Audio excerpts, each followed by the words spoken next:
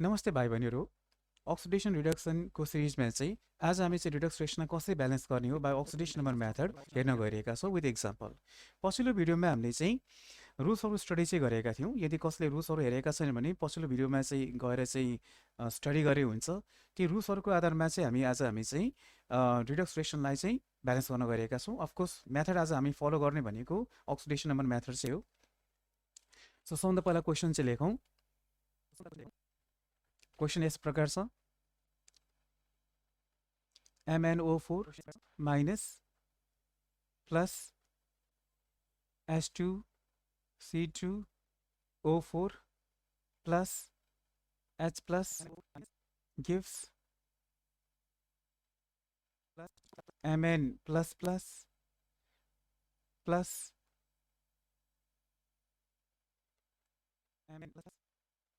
plus CO2 and H2O। ठिक छ। So पहिलो स्टेप हामी के गर्छौँ, हामी स्केलेटन रिएक्सन चाहिँ लेख्छौँ। सो हामी स्केलेटन रिएक्सन यानि कि अनब्यालेन्स केमिकल इक्वेसनलाई चाहिँ लेखौँ।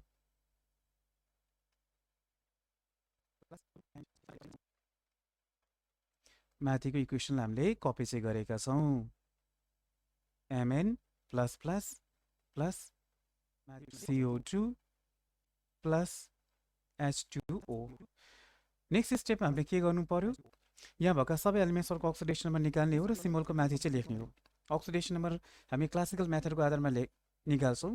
क्लासिकल मेथडमा चाहिँ सेट अफ रुल्सहरू हुन्छन्, ती रुल्सहरू फलो गरेर नै हामीले अक्सिडेसन नम्बर निकाल्ने हो। आशा गर्छु हामीलाई चाहिँ अक्सिडेसन नम्बर कसरी निकाल्ने हो क्लासिकल मेथड भएर थाहा छ होला। यही थाहा छैन भने आउँदो केही भिडियोहरूमा चाहिँ हामी त्यसको बारेमा डिस्कसन चाहिँ गर्छौँ। तर यो भनेको यो ब्यालेन्स भनेको त्यस्ता विद्यार्थीहरूको लागि चाहिँ हो जसलाई चाहिँ अक्सिडेसन नम्बर निकाल्न चाहिँ आउँछ, specially by the classical method. So classical method अनुसार अक्सिजनको अक्सिडेसन कम्बाइन्ड स्टेटमा युजली कति हुन्छ त -2। सल्भ गऱ्यो भने माइनसको कति आउला +7, हाइड्रोजनको चाहिँ +1, अक्सिजनको -2, कार्बनको कति त सल्भ गऱ्यो भने +3 आउँछ। हाइड्रोजन आयन चाहिँ हो, आयनको हकमा चाहिँ त्यसले जति चार्ज क्यारी गरेको हुन्छ त्यो नै त्यसको अक्सिडेसन नम्बर हो +1। मेन्स पनि आयन्स चाहिँ हो, यसले जति चार्ज क्यारी गरेको हुन्छ त्यो नै त्यसको चाहिँ अक्सिडेसन नम्बर हो। सो +2। अक्सिजनको कम्बाइन्ड स्टेटमा अक्सिडेसन कति हुन्छ त -2, सल्भ गऱ्यो भने कार्बनको अक्सिडेसन कति आउला +4, हाइड्रोजनको +1, अक्सिजनको -2। नेक्स्ट पत्ता लगाउँ त कुन चाहिँ एलिमेन्टको अक्सिडेसन चेन्ज भइरहेछ। यहाँ धेरै एलिमेन्ट्सहरू छन्, म्याग्निज छ, अक्सिजन छ, हाइड्रोजन छ, कार्बन छ। कुन चाहिँ एलिमेन्टको अक्सिडेसन चेन्ज भइरहेछ त हामी हेर्न सक्छौँ, म्याग्निज एन्ड कार्बन। ठिक छ नि।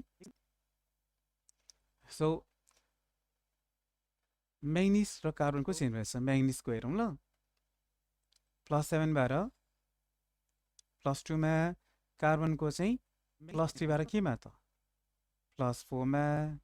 ठिक छ। सो +7 भएर चाहिँ म्याग्निजको +7 भएर चाहिँ +2 मा गयो होइन, र कार्बनको चाहिँ +3 भएर चाहिँ केमा गयो त +4 मा चाहिँ गयो है कार्बनको चाहिँ।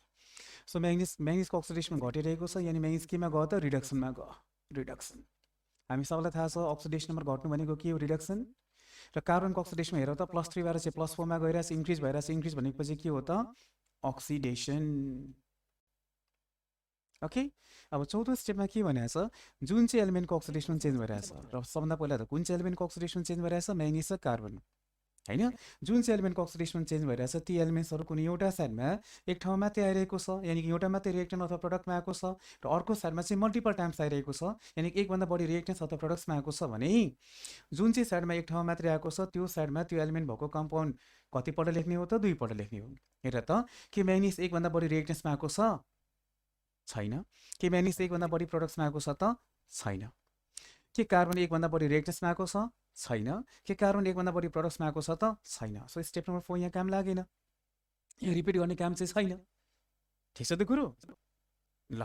आउँदो केही एक्जाम्पल्सहरूमा हामी चाहिँ यस्ता इक्वेसन्सहरू जसमा चाहिँ स्टेप नम्बर 4 र 5 प्रयोग गर्नुपर्ने हुन्छ त्यो हेर्नेछौँ। आज यो एक्जाम्पलमा चाहिँ स्टेप नम्बर 4 चाहिँ हामीलाई युज गर्नु परेन। ओके। अब 5 मा चाहिँ जाउँ। 5 मा के चाहिँ भनेको छ, जुन चाहिँ एलिमेन्टको अक्सिडेसन चेन्ज भइरहेछ यानि कि म्याग्निज र कार्बन, ती एलिमेन्ट्सहरूको एटमको सङ्ख्या यदि प्रडक्ट ध्यान दिने प्रडक्टमा बढी छ भने अहिले नै ब्यालेन्स गर्ने हो। ल भन त के म्याग्निज एटम्सको सङ्ख्या प्रडक्टमा बढी छ त छैन नि त, कोएफिसिएन्ट 1 हो नि त। के कार्बन एटमको संख्या प्रडक्टमा बढी छ त? छैन, एउटा मात्रै कार्बन छ, यता त दुईटा कार्बन छ। भने न त म्याग्निज न त कार्बन एटमकै संख्या प्रडक्टमा बढी छ। सो स्टेप नम्बर 5 पनि यहाँ काम लागेन। स्टेप नम्बर 6 मा चाहिँ जाने। ओके, स्टेप नम्बर 5 मा के भनेको छ? जुन चाहिँ एलिमेन्टको अक्सिडेसनमा चेन्ज भइरहेको छ ती एलिमेन्ट्सहरूको एटम्सको संख्या यदि प्रडक्टमा बढी छ भने अहिले नै ब्यालेन्स गर्ने, रिएक्टेन्टमा बढी भयो भने के गर्ने? केही नगर्ने, त्यो पछि गएर आफै ब्यालेन्स हुन्छ। ठिक छ। 6 मा के भनेको छ? Determine increase and decrease in oxidation number and equate them by criss cross multiplication. So लेखौँ फेरि, MnO4 minus plus H2C2O4 plus H plus gives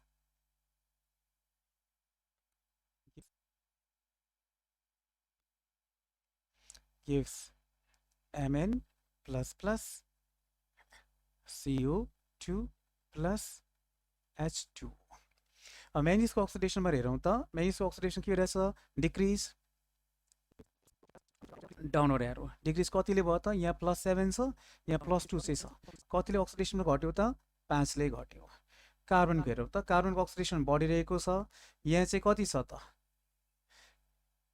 left hand साइडमा चाहिँ +3 छ, राइट ह्यान्ड साइडमा +3, प्रोडक्सनमा कति त? +4। सो कतिले बढ्यो त? 1 ले बढ्यो, किनकि कार्बनका दुईटा एटम्सहरू छन्, हामीले इन्टु 2 गर्नु पर्यो, बिकज टोटल इन्क्रिज र डिक्रिज निकाल्नु छ नि त। ठिक छ त। ल अब यसपछि के गर्ने हो त? यसपछि हामीले चाहिँ क्रिस क्रस मल्टिप्लाई चाहिँ गर्ने हो। क्रिस क्रस मल्टिप्लाई गर्ने हो। यसरी यसलाई चाहिँ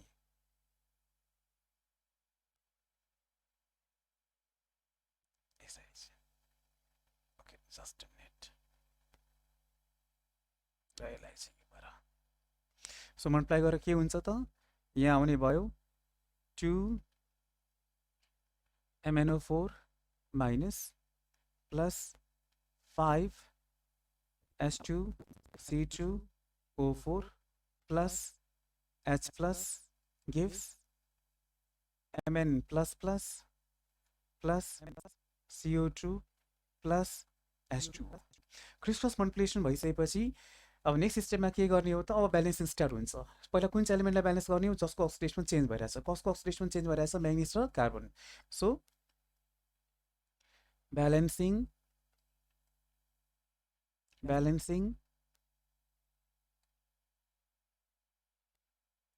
manganese and carbon undergoing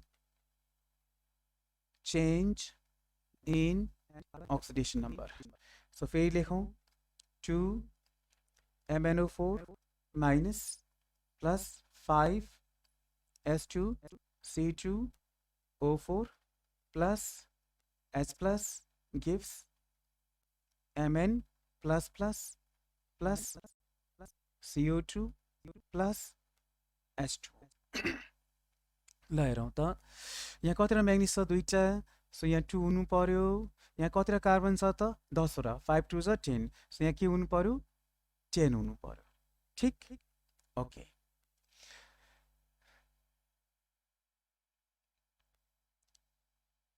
अब के गर्ने हो त? नेक्स्ट स्टेपमा के भनेको छ?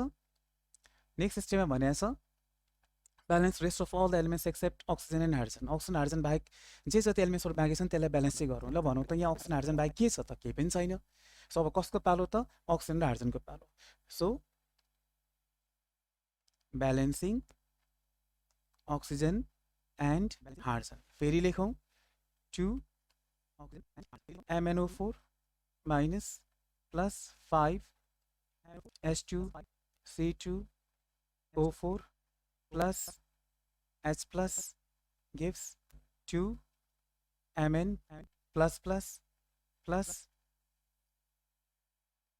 10 CO2 plus H2O। ल पहिला अक्सिजनलाई ब्यालेन्स गरौँ। यहाँ कति अक्सिजन छ त? 4 2 ज 8। यहाँ चाहिँ 8 अक्सिजन छ। यहाँ कति अक्सिजन छ? 5 4 ज 20। सो लेफ्ट ह्यान्ड साइडमा टोटल अक्सिजन कति भइसकेको छ त? 28। ठिक।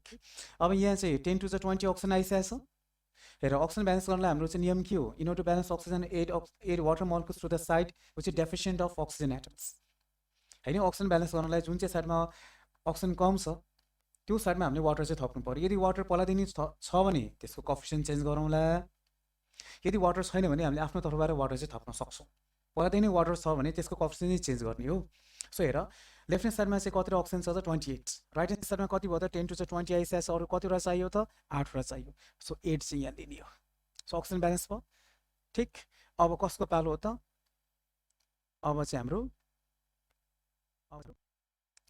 हाइड्रोजनको पालो हेरौँ त लेफ्ट ह्यान्ड साइडमा कतिवटा हाइड्रोजन छ त 8 to the 16 हैन यहाँ चाहिँ 16वटा चाहिँ हामीसँग चाहिँ 16 8 to the 16 छ यहाँ 5 to the 10 त यहाँ आइसकेछ नि त हैन 8 to the 16 राइट ह्यान्ड साइडमा छ लेफ्ट ह्यान्ड साइडमा यहाँ कति हेर त 5 to the 10 आइसकेछ अरू कतिवटा चाहियो अरू 6वटा चाहिँ चाहियो सो ब्यालेन्स भयो त yes now the equation has been balanced ठिक छ नि स्टेप्सहरु याद छन् होला अक्सिजन ब्यालेन्स गर्नलाई के भनेको छ in order to balance oxygen 8 water molecules to the side it's sufficient number of water molecules to the side deficient of oxygen atoms hydrogen ब्यालेन्सलाई के गर्ने छ हाइड्रोजन ब्यालेन्स गर्नको लागि 8 sufficient number of H+ ion to the side deficient of hydrogen atoms हामीले यही चाहिँ गर्ने हो यसरी हामी चाहिँ केमिकल इक्वेसन ब्यालेन्स गर्न सक्छौं सो